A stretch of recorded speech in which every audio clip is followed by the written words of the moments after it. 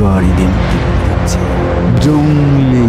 আমি পুষ্পা। হয়েছে, আমি দেখেছি, আপনারাও চাইলে দেখে নিতে পারেন। ট্রেলারটা দেখে যা বুঝলাম, ওইটা খুবই সিম্পল। একজন ছেলে কলেজ লাইফে প্রেম করে ব্যর্থ হয়, তখন সে কখনো বা পুষ্পা, কখনো বা কবির সিং নিজেকে ভাবতে থাকে। তখনই তার মনে আসে আরেকটি মেয়ে, মানুষের অনাদরে অবহেলায় বেড়ে ওঠা ছোট্ট একটা মেয়ে। প্রথমে নায়ক তার accept করতে চায় না।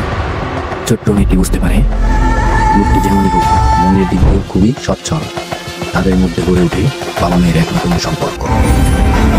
হয়ে যায় আর সবাই ভাবে ছেলেটি হয়তো ছোট্ট মেয়েটি কিছু করেছে। ছেলেটি তো নিজেকে নিজের সন্তানের মতো দেখত। মেয়েটি অপহরণ, পুলিশ তাকে সন্দেহ করছে।